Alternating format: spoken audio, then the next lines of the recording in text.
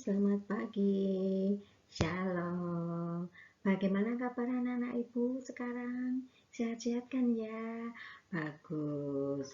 Saat ini kita tetap harus ingat bahwa kita harus tetap jaga kesehatan, makan makanan bergizi, istirahat, dan ingat ya, tetap prokes supaya kita selalu sehat. Anak-anakku, hari ini kita akan belajar tentang Raja Saul yang menjadi Raja Israel yang pertama. Hari ini kita akan mengenal siapa itu Raja Saul dan apa yang akan kita pelajari dari Raja Saul. Seperti biasanya, sebelum pelajaran kita ngapain dulu? Pinter berdoa. Maka ambil sikap doa yang baik ya. Kita akan berdoa, berkomunikasi dengan Tuhan supaya terberkati. Baik, mari kita berdoa dalam nama Bapa dan Putra dan Roh Kudus. Amin. Bapa yang baik, terima kasih atas hari baru yang Kau berikan kepada kami. Hari ini kami berkumpul di kelas virtual ini untuk belajar dari Raja Saul, sehingga selalu hidup sesuai dengan kehendak-Mu. Amin. Santo Petrus Canisius, doakanlah kami. Amin. Atas nama Bapa dan Putra dan Roh Kudus. Amin. Dengan kisah Raja Saul ini, maka tujuan pembelajaran kita adalah satu, memahami Raja Saul yang hatinya tidak bersih. 2. Memahami akibat meninggalkan Allah seperti Saul. Yang ketiga, belajar jujur dan tulus hati. Dan yang keempat, belajar rendah hati atau tidak serakah. Nah, hari ini itu tujuan pembelajaran kita. Kita akan lihat dari Raja Saul dan kemudian kita akan merefleksikannya, merenungkannya, dan setelah itu kita tahu apa yang akan kita buat dalam hidup kita. Raja Saul yang akan kita pelajari ini ada tertulis di dalam Kitab Samuel 1 bab 15 yang mengisahkan saat itu Raja Saul diurapi oleh Samuel menjadi raja. Kemudian Samuel diperintahkan oleh Tuhan untuk mengalahkan Amalek dan kemudian menjadikan mereka bertobat. Tetapi Daud malah menyimpang dari kehendak Tuhan. Dan kemudian ketika Daud diingatkan oleh Samuel, dia tetap ngeyel. Dia malah tidak pernah berpikir lagi bahwa dia menjadi raja karena Allah. Tapi yang dia pikirkan adalah bagaimana dia bisa menjadi raja yang kaya, yang kuasa, yang terkenal. Sehingga menggambarkan apa? Saul menjadi jauh sekali dari Tuhan. Itu yang akan kita lihat dan kita pahami hari ini ya. Kita lihat di dalam gambar ini ya, bahwa raja-raja Israel itu dipilih sendiri oleh Allah. Dan Allah mensahkannya dengan cara mengurapi. Siapa yang mengurapi? Adalah para nabi yang diutus oleh Allah sendiri. Maka Saul pun diurapi oleh Samuel, sehingga dia bisa menjadi raja yang pertama. Saat itu Saul diangkat menjadi raja dan dipilih oleh Allah karena Saul baik, Saul taat, Saul setia. Nah, tetapi manusia kadang-kadang kalau sudah punya kuasa, jabatan, lupa bahwa dia menjadi pemimpin itu berarti diutus Tuhan untuk menjadi pemimpin yang mewakili Tuhan. Tapi yang terjadi kadang-kadang seorang pemimpin malah menjadi apa? Serakah. Mau harta yang banyak, kekuasaan yang besar, sehingga apa? Melakukan tindakan yang tidak benar. Contoh, merampas harta orang lain, menindas, korupsi. Nah, itulah yang kemudian terjadi pada Saul. Kita akan melihat dan memahami bagaimana kisahnya yang terjadi ya. Raja Saul, raja yang dipilih Allah pertama kali menjadi raja Israel. Orang yang semula baik dan taat, tapi kemudian akhirnya ditolak oleh Allah sebagai raja. Seperti apa kisahnya? Mari kita lihat videonya bersama-sama. Selamat menyaksikan. Samuel memerintah sebagai hakim atas orang Israel seumur hidupnya.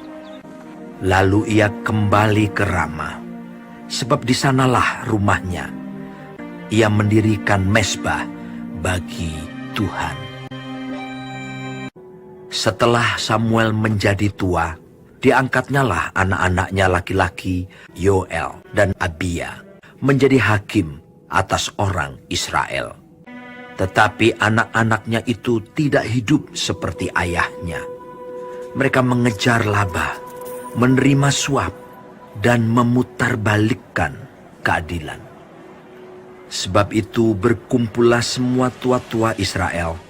Mereka datang kepada Samuel di Rama dan berkata kepadanya, "Maka angkatlah sekarang seorang raja atas kami untuk memerintah kami." Harus ada raja atas kami. Maka kami pun akan sama seperti segala bangsa-bangsa lain. Raja kami akan menghakimi kami dan memimpin kami dalam perang. Samuel mendengar segala perkataan bangsa itu dan menyampaikannya kepada Tuhan. Maka berdoalah Samuel kepada Tuhan. Tuhan berfirman kepada Samuel, "Dengarkanlah permintaan mereka, dan angkatlah seorang raja bagi mereka. Hanya peringatkanlah mereka dengan sungguh-sungguh, dan beritahukanlah kepada mereka apa yang menjadi hak raja yang akan memerintah mereka." Dan Samuel menyampaikan segala firman Tuhan kepada bangsa itu. Inilah yang menjadi hak raja yang akan memerintah kamu itu. Anak-anakmu laki-laki akan diambilnya dan dipekerjakannya pada keretanya dan pada kudanya. Mereka akan membajak ladangnya dan mengerjakan penuaian baginya. Anak-anakmu perempuan akan diambilnya sebagai juru masak dan juru makanan. Dari kambing dombamu akan diambilnya 1/10, dan kamu sendiri akan menjadi budaknya. Kemudian Samuel mengerahkan bangsa itu ke hadapan Tuhan di Mizpah. Dan ia berkata kepada orang Israel itu, Beginilah firman Tuhan Allah Israel. Aku telah menuntun orang Israel keluar dari Mesir, dan telah melepaskan kamu dari tangan orang Mesir, dan dari tangan segala kerajaan yang menindas kamu. Tetapi sekarang kamu menolak Allahmu yang menyelamatkan kamu dari segala malapetaka dan kesusahanmu. Maka sebab itu, berdirilah kamu di hadapan Tuhan, menurut sukumu dan menurut kaummu. Lalu Samuel menyuruh segala suku Israel tampil ke muka. Maka didapati suku Benyamin tampil ke muka menurut kaum keluarganya. Maka didapati kaum keluarga Matri, seorang demi seorang. Maka didapati Saul bin Kis, seorang muda yang elok rupanya. Tidak ada seorang pun dari antara orang Israel yang lebih elok daripadanya. Tetapi jawab Saul, "Bukankah aku seorang suku Benyamin, suku yang terkecil di Israel? Bukankah kaumku yang paling hina?" Dan ketika ia berdiri di tengah-tengah orang-orang sebangsanya, ternyata ia dari bahu ke atas lebih tinggi daripada setiap orang sebangsanya. Dan Samuel berkata kepada seluruh bangsa itu, Kamu lihatkah orang yang dipilih Tuhan itu? Sebab tidak ada seorang pun yang sama seperti dia di antara seluruh bangsa itu. Lalu bersoraklah seluruh bangsa itu demikian. Hidup raja! Lalu Samuel mengambil buli-buli berisi minyak, dituangnyalah ke atas kepala Saul, sambil berkata, Bukankah Tuhan telah mengurapi engkau menjadi raja atas umatnya Israel? Engkau akan memegang tampuk pemerintahan atas umat Tuhan. dan engkau akan menyelamatkannya dari tangan musuh-musuh di sekitarnya. Kemudian Samuel menguraikan kepada bangsa itu tentang hak-hak kerajaan, menuliskannya pada suatu piagam dan meletakkannya di hadapan Tuhan. Sesudah itu, Samuel menyuruh seluruh bangsa itu pulang, masing-masing ke rumahnya. Saul pun pulang ke rumahnya ke Gibea, dan bersama-sama dengan dia ikut pergi orang-orang gagah perkasa. Halo, bagaimana setelah nonton videonya tadi? Bagus? Oke, yuk kita refleksi yuk.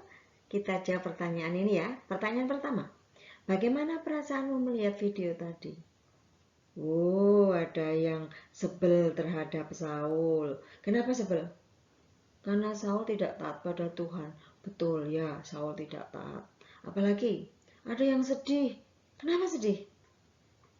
Karena Saul ditolak oleh Tuhan dan tidak jadi raja lagi. Apalagi ada yang senang. Kenapa senang? Karena akhirnya raja yang tidak baik tidak menjadi raja lagi. Bagus sekali ya. Ternyata anak-anak ibu bisa menemukan hal yang baik dari video tadi. Kita lanjutkan dengan pertanyaan kedua. Apa alasan Allah memilih Saul menjadi raja? Saul kan dipilih menjadi raja sebelumnya oleh Allah. Alasannya apa? Betul sekali. Saul taat dan setia pada Allah.